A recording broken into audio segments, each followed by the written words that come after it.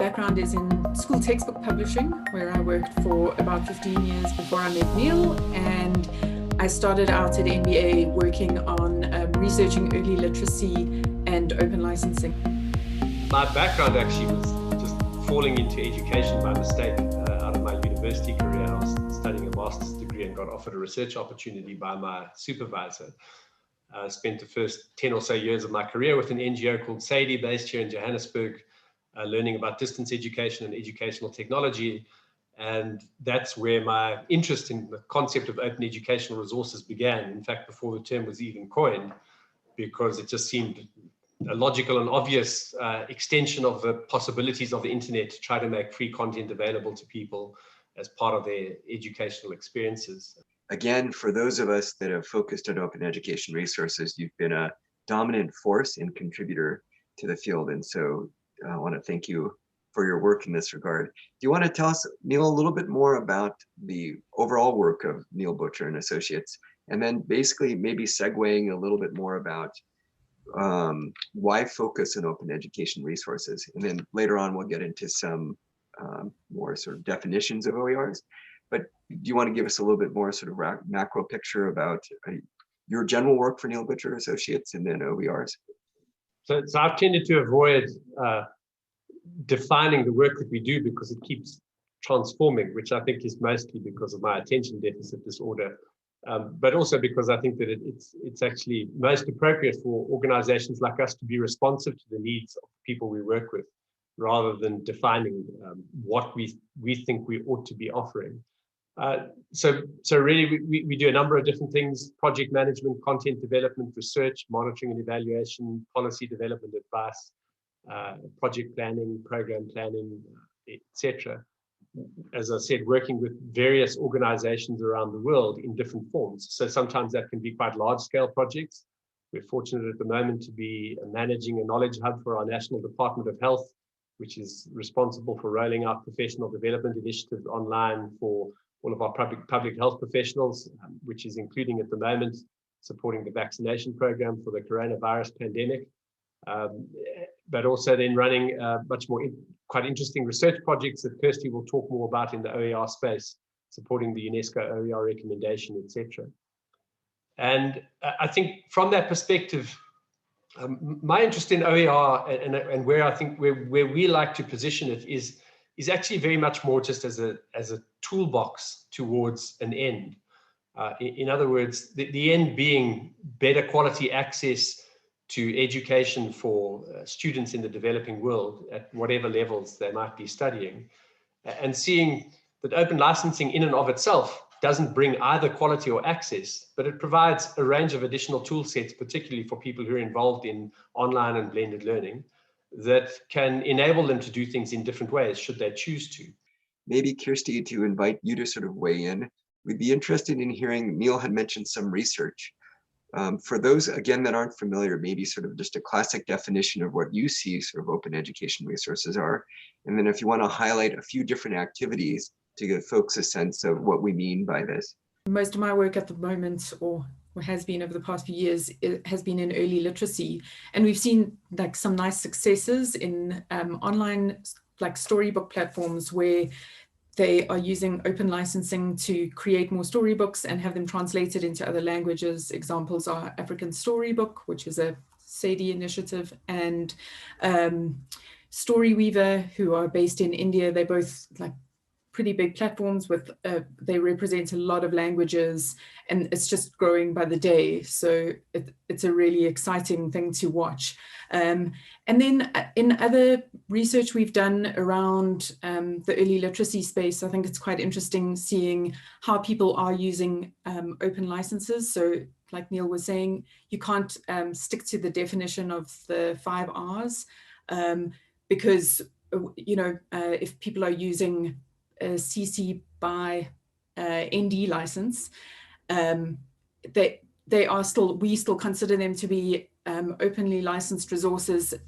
Examples of this are Bongo, who are based in Tanzania, and they create videos for children to learn to read. So, I mean, it's just a really exciting thing to watch as this all this research is sort of coming together and providing us with different models. Kirsty, so it sounds like some of the projects that you've identified, whether it's Ubongo or it's, I know, Mango Tree in Uganda, doing some interesting work, and you've talked about Africa Storybook and Protham Storyweaver. Maybe just to take it up a level, those are sort of community grown, really respected organizations expanding their product. And Neil, you were talking about sort of the importance of it being demand driven from the policy level. And so I'm curious how those meet, maybe giving some examples of national level adoption, whatever it looks like. And then Neil and Kirsty, I know we spoke about sort of impediments to that adoption. So maybe let's talk about if there's a few success stories you're aware of with like the bottom up meets the national, and then what might be some of the challenges or opportunities to address those challenges for greater OER adoption. Who wants to start?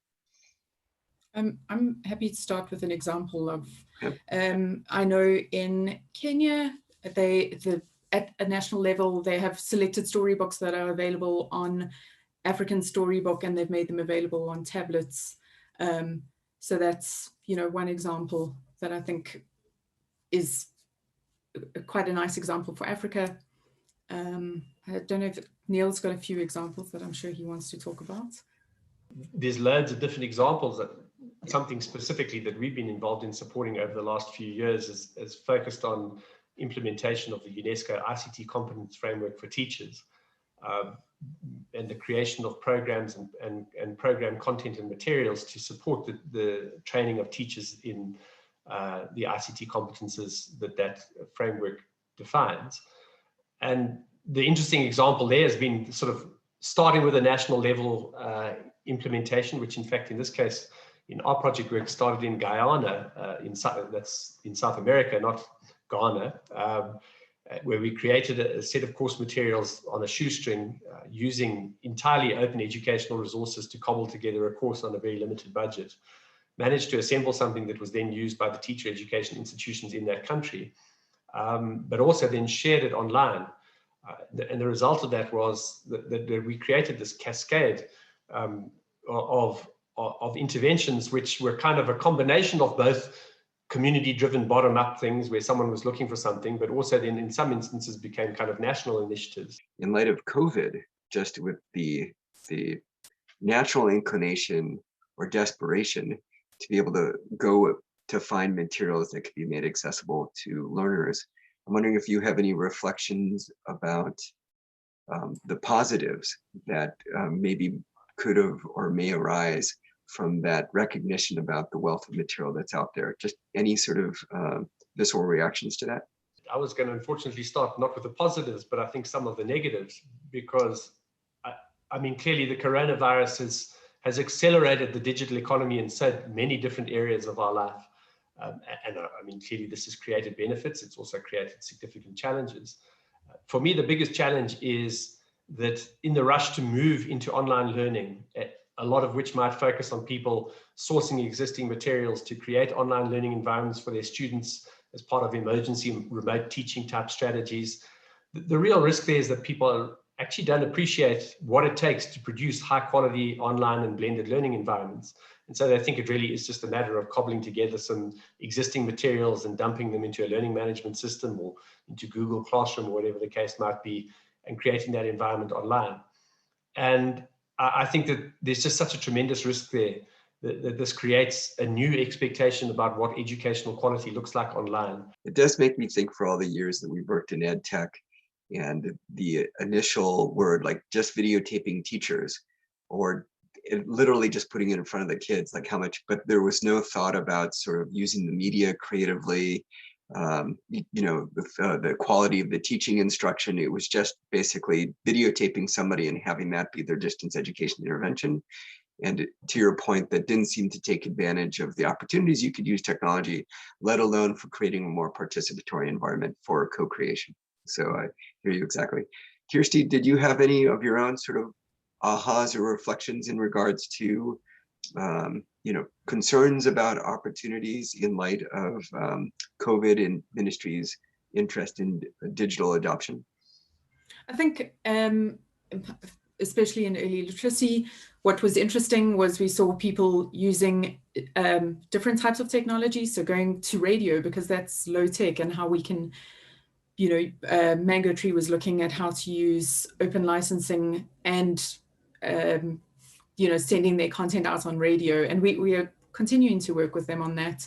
But I also think, as Neil was saying, it's that idea of sharing, but looking at what is working, so coming back to my point about the non-derivative licenses, if somebody is working with an organization, there's a South African publisher who publishes great content under a CC BY NCND license, but looking at their methodology and how they create those storybooks that teach, learners to read and write in all 11 South African languages, that, we could be open to helping with the methodology, but not specifically using that content. And I think that is a big space that we do need to look at harnessing.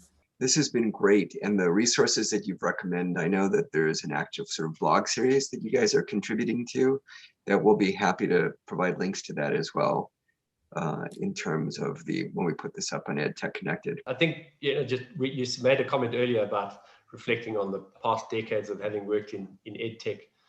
And I think the more I've engaged, the more I've come to realize something that I felt instinctively was always true, and that it's that the things that are simplest are generally the ones that are going to be the most effective.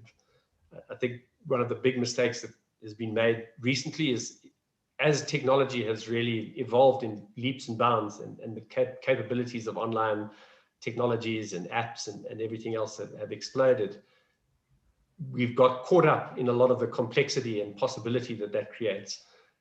But I think particularly for those of us who work in the developing world, the evidence is really clear that it's the simple solutions that work the best. And if you design first for the most resource scarce environment in which you have to function, then you're likely to create a solution that works for everyone. But too often we think about and elaborate and design solutions that are based on the most resource rich environments in which we work.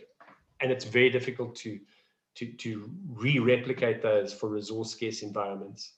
So keeping things simple, keeping the principles as basic and as focused on educational quality principles as possible is the surest way to get true, meaningful educational openness, as opposed to some academic definition of copyright-driven openness that actually might not be serving any meaningful educational purpose.